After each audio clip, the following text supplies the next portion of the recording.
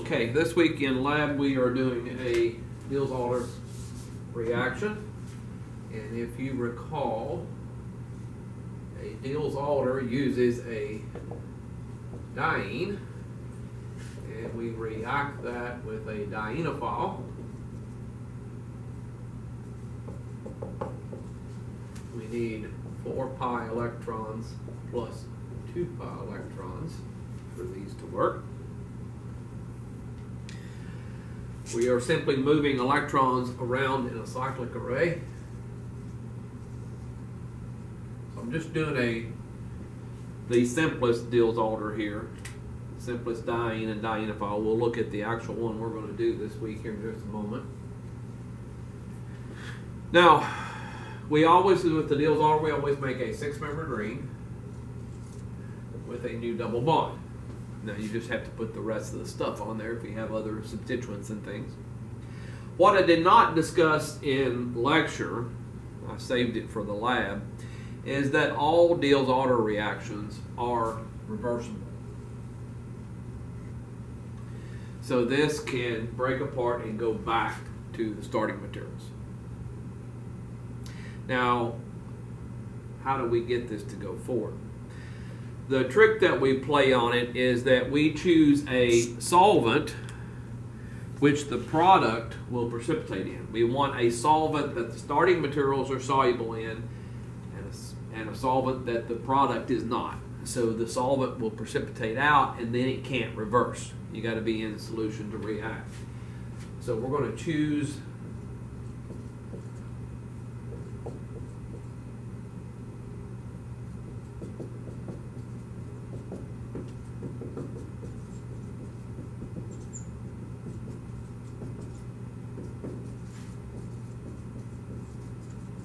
a solvent that will precipitate the product. So, something again, solvent, product not soluble, starting materials are. That way that forces it forward, precipitates out, cannot reverse. But all Diels Alder reactions are reversible if you have those in solution. Now, the reaction that we're actually doing this week in lab is we're going to take cyclopentadiene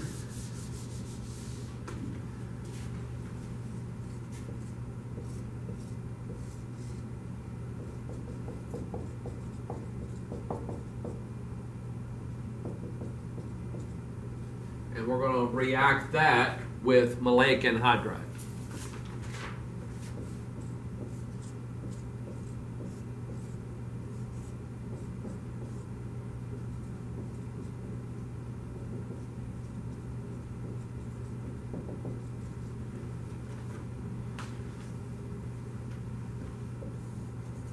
Let's take a look at this. Now, if you recall what we talked about in lecture, that cyclic dienes are extremely reactive because they're always in that S-cis conformation. They're always ready to go. The diene must be in an S-cis conformation to react with the dienophile. And the cyclic dienes are always in the correct conformation. So they are extremely reactive. They will typically go at room temperature, whereas an acyclic diene usually requires some heat. So this one will go at room temperature. We're again just moving electrons around a cyclic array, taking the diene and the dienophile. So take a pair out of the double bond. We're going to form a bond between this carbon and this one. These electrons kick in to form a bond between this carbon and this one here. And finally we kick in to form a double bond there. Now again, as always, with the Diels Alder, we make a new 6-membered ring with a new double bond. You just have to put the rest of the stuff on there. So these 4 carbons here in green, that's these 4 here. And the 2 here in blue, that's these 2 here. Now we just have to put the rest of the stuff on there, the substituents and things. You notice between the 2 green carbons here, we have a CH2 that's being bridged in between. You can show that here. CH2 that's being bridged in between. I'm going to put that as wedges. Off the blue carbons, we have the rest of this hanging off the blue carbons. They will be on the opposite side. That is the endo product. So I'm going to put those as dashes. You could have done the CH2 as dashes and these as wedges. They're just the opposite. This is the endo. This will be the major.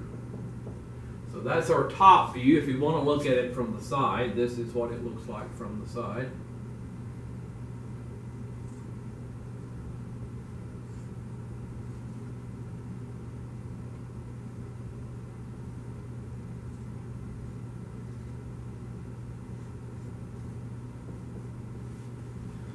That's the endo product. You see I have this portion hanging down off the bottom. The hydrogens here, if you want to show them, they're on top. That's on the bottom. So we've got all this on the bottom, CH2 on top. They're on opposite sides. This is up underneath. That's your endo is up underneath. XO would be on the outside. XO would be if we had it pointing out here. XO is a minor product. Endo is the major. Okay, so there is our product. Again, all Diels Alder reactions are reversible, so it can break back apart and go to starting materials.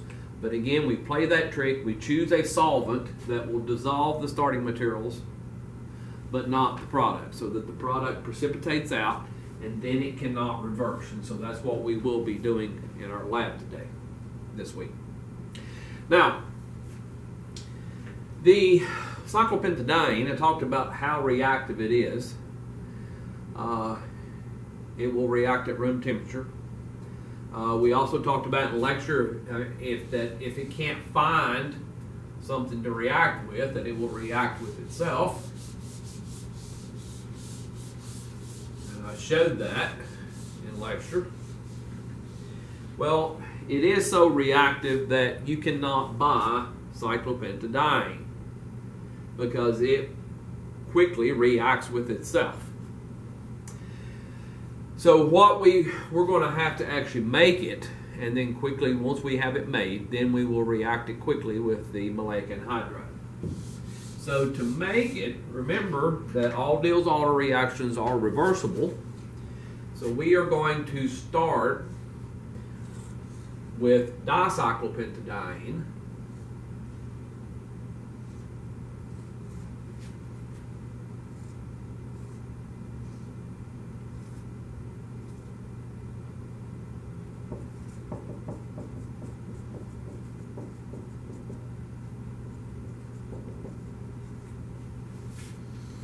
And we're going to break this apart. We're going to do a retro Diels Alder. Take it back apart. Now to do that is called cracking. So we're going to crack the dicyclopentadiene. To do that, we're going to use very high temperature, something like 160 degrees, somewhere around there. We're going to have, we'll use oil to do this. We're going to have very, very hot oil. We'll drop this in dropwise, add it dropwise. When it hits that hot oil, it will crack apart. So we're just doing a retro Diels Alder. Now, when we talked about retro Diels Alder in the lecture, I said to find the 6-membered ring that has a double bond in it. That was what formed when we did the original Diels Alder. So here is our 6-carbon ring. You notice the other rings have 5 carbons. This ring has 5 carbons. You go this way, it's 5 carbons. But here are our 6 carbons. So remember I said go to the double bond, extend out 1 carbon on each side, and then cleave it. That's where it's going to break apart. So if you want to see the actual mechanism for it, we're taking, again, just moving, it's just the opposite of the Diels Alder, just still moving electrons around a cyclic array. I'm taking a pair of electrons out of the double bond. Those are going to come up to form a new double bond here. These electrons in this carbon-carbon bond that we're breaking here. Those are going to come in to form a new double bond here. And this bond here will break, kick in, form a new double bond here. So we get two equivalents of the cyclopentadiene.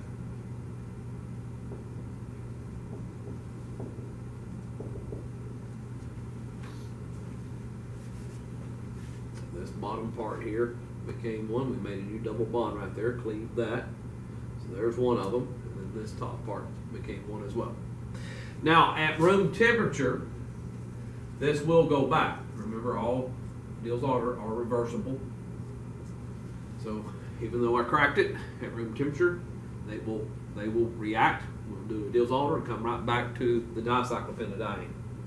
So in our lab today, you're going to have to keep the cyclopentadiene cold until we're ready to use it. So you need to keep it on ice to slow the reaction down, because at room temperature it's going to go back to the dicyclopentadiene.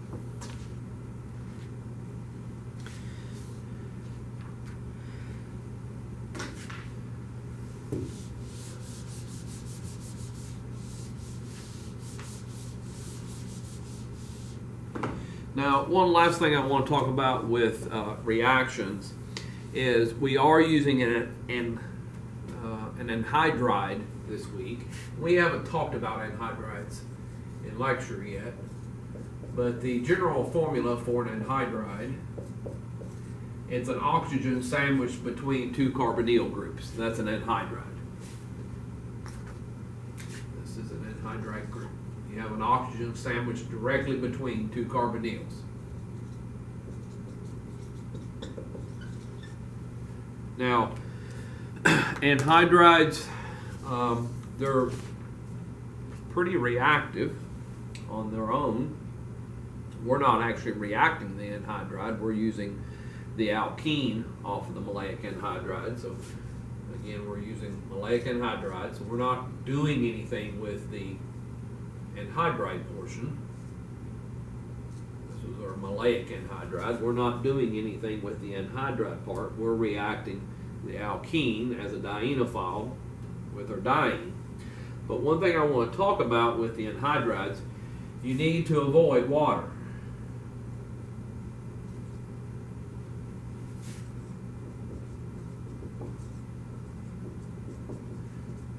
Now, it's not a super fast reaction. It's not like we had with the grain yard the other day. You had to have everything absolutely dry for that. It had to be oven dried. This one is, you're okay as long as your glassware, appears to be dry just visually. You don't want to see any water droplets or anything like that in there. You'll be okay. Let's take a look at what will happen here if we do have water, large amounts of water around. Water can act as a nucleophile, and previously we've been doing nucleophilic additions at carbonyl groups, partial positive charge on the carbonyl carbon, partial negative on the oxygen because of the resonance. Water, now it's not a great nucleophile because it's neutral. Your best nucleophiles have a full negative charge, but it is still a nucleophile. Just kind of weak, or actually very weak. Attacks the carbonyl. We kick the electrons up onto the oxygen.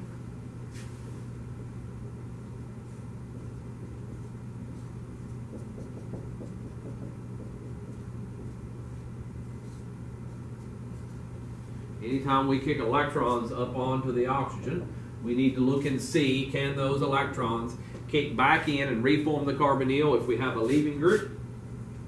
And we do, so let's take a look. Here to the left, carbon-carbon bond, not going to break yet, too strong. Here to the top right, we've got carbon-oxygen. I could break that, we just go back to where we started. That's a possibility. But here toward the bottom right, we have a carbon-oxygen bond. That will lead us to something different, so let's do that.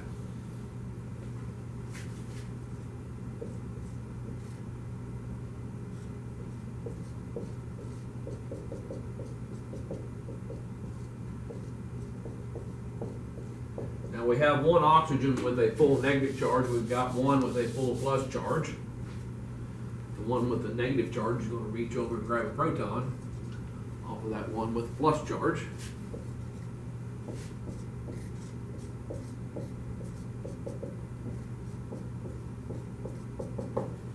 And so we've made 2 carboxylic acid groups out of the anhydride. So, for example, with your product that you're making today, or Diels Alder this week,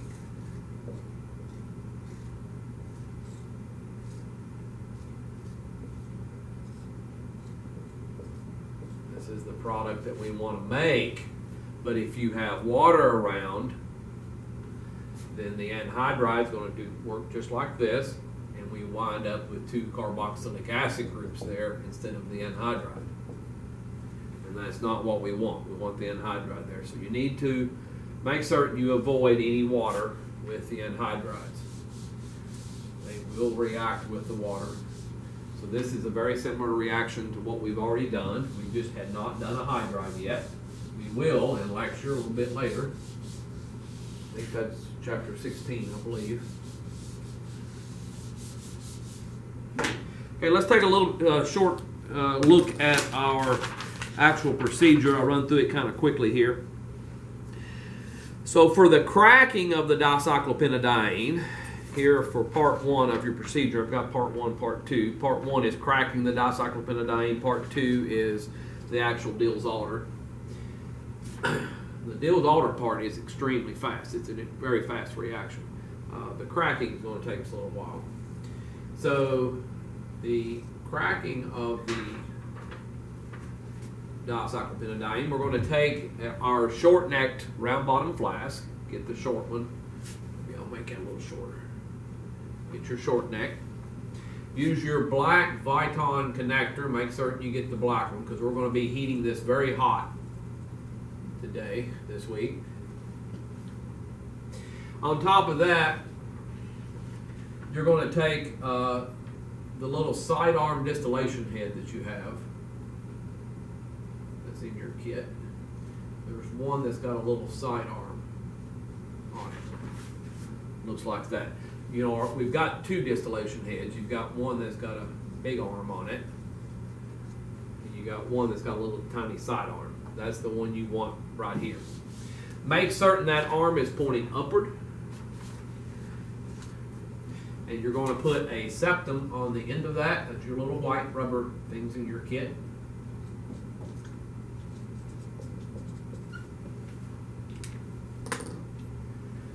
Now, on top of this, we'll put the other distillation head.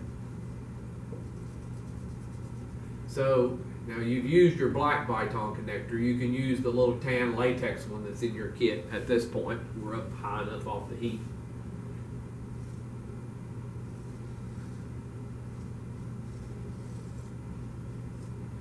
You'll have your thermometer adapter and your thermometer in the top.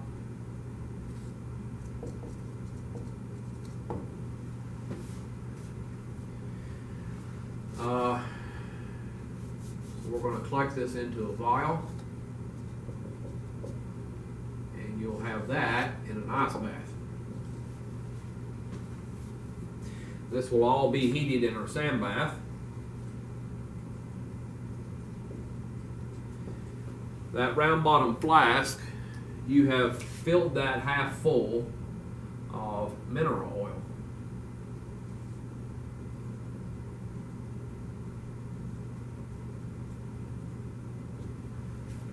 Now you're going to heat this on a setting of 6.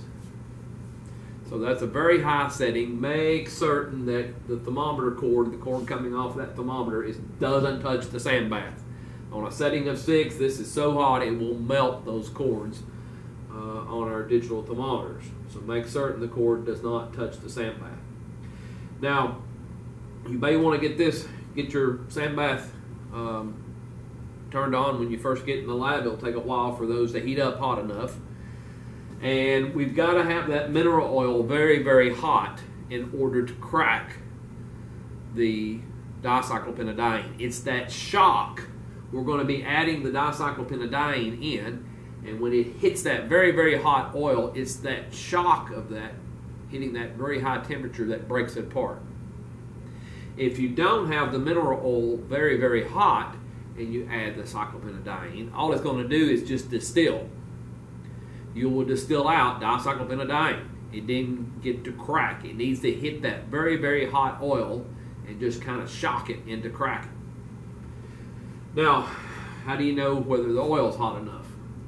You're looking at the surface of the oil. If you've ever done any cooking in the kitchen and you cook something in oil, if you follow a recipe, it always says, you know, when your oil is hot enough, you look for a shimmer. You want the oil to be shimmering. Well, that's on the surface. So look at the surface, and you should see, it looks like little swirls and things on the surface of the oil. You can see the oil kind of moving around. That's the shimmer that you're looking for on the oil. Now, when you think it's hot enough, when you think you see the oil shimmering, you can test this. Go ahead and add a little bit of the dicyclopentadiene. So we're going to do that through a syringe.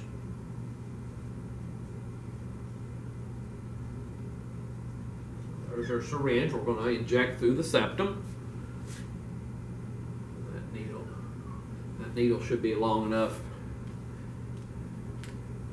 to reach over and let it drip. So put just a few drops, just 2 or 3 drops in. Let that come down with the drops. And when it hits that oil, you should notice one of 2 things, or maybe both. When it hits the oil, it should pop and crack. Sound like bacon frying. Or if you've ever dropped some water in hot oil, you get that cracking sound. Popping and cracking. That's the way this should sound when it hits that oil. If it doesn't, then it's probably not hot enough. Another thing you can look for is when those drops hit that hot mineral oil, it's going to look like smoke coming up. That's where it's cracked and vaporizing up, and it'll look like smoke coming up through here, and it'll come very quickly. You'll see a little smoke coming right up the tube there, and look like what it looks like smoke. It's just vapor. It's not smoke. But if you don't see one of those, then stop. Don't add any more.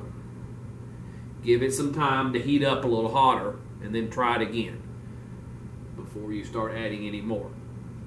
Now, if you do see that, you hear the cracking, you hear the popping and cracking, that like bacon frying sound, or you see what looks like smoke in there coming up, it's the vapors. If you see that, then you can slowly keep adding. It says drop-wise, add drop-wise, and try to maintain a temperature below 41 degrees. If you get too hot, if you're adding too fast, then you're going to get some of the uncracked dicyclopentadiene come up, and that's going to raise your temperature. That's what happens.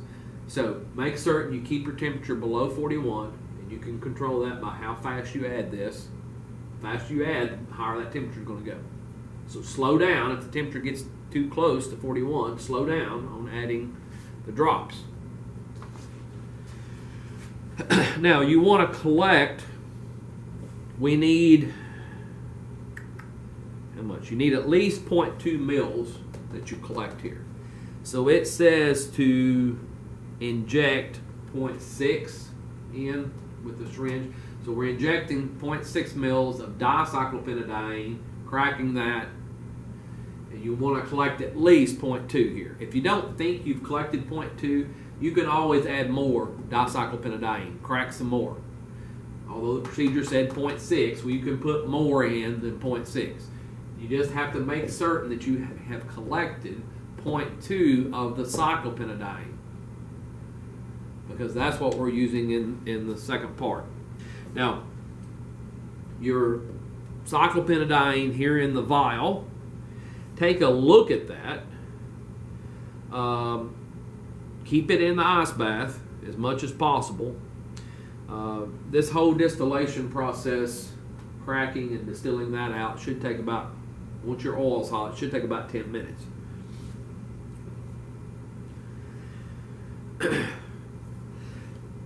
Excuse me. Now, take a look at your distillate that you distilled, the cyclopentadiene, If it looks cloudy, that means it's probably wet. You've had some water that has azeotroped. Maybe your glassware was not good and dry, and you had some water that have azeotroped over. Not a problem. It is a problem in the next part of the reaction. We actually do the Diels Alder, because it would react, the water will react with the anhydride. But at this point, if what's in your vial, the cyclopentadiene, if it looks cloudy, just add some calcium chloride pellets to dry it, and that will clear it up. The second part, where we actually do the Diels Alder, so again, keep this on ice as much as possible until we get to the second part when you actually are going to react it. So it says to dissolve 0.2 grams of the maleic anhydride in 1 ml of ethyl acetate. This may take some time. It's not going to dissolve instantly. This will take a little bit of time. So put your 0.2 grams in there, 1 ml of ethyl acetate. You might have to flick the tube to get it to go. It's going to take a while. It's not going to be instant. Make certain it's fully dissolved before you go further. Now, once it's fully dissolved, you're going to add in 1 ml of hexane. So you've got 2 solvents in there now. You have 1 ml of hexane, you have 1 ml of ethyl acetate. Now, why are we using a solvent mixture? There's not a single solvent that will serve our purpose here, so we're having to use a solvent mixture. Remember, we're choosing a solvent that the starting materials are soluble in and the product is not. Well, if we use just ethyl acetate, then everything is too soluble in ethyl acetate, and so the product will not precipitate. If we use just hexane, very, very nonpolar, doesn't dissolve anything. Starting materials won't even dissolve, so then we can't do the Diels Alder. We need the starting material to dissolve, and we need the product to precipitate, not dissolve. So apparently it works very well to use a 50-50 mixture of the ethyl acetate and hexane. So we got 1 ml of each, equal portions of each. So that will dissolve the starting materials, cyclopentadiene and maleic anhydride, and not dissolve the product. It will precipitate out. Okay, so once we have the 2 solvents in there, you're then going to add 0.2 mils. Take out of your vial here, take 0.2 mils of the cyclopentadiene, add that in, and mix it, and you should start to see crystals very, very quickly, almost instantly.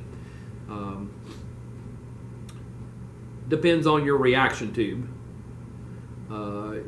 Remember, I've told you over and over, when you're trying to get crystals, you're much better off to choose the oldest, most scratched up reaction tube that's in your kit. So for this part 2, pick out the oldest looking one you have in your kit, and you'll get much better results. You'll get crystals much quicker. That scratched glass gives a place for the crystals to start growing. If you don't see crystals at this point, you can take a glass stirring rod and try to scratch the inside of your reaction tube, and that should get some crystals going.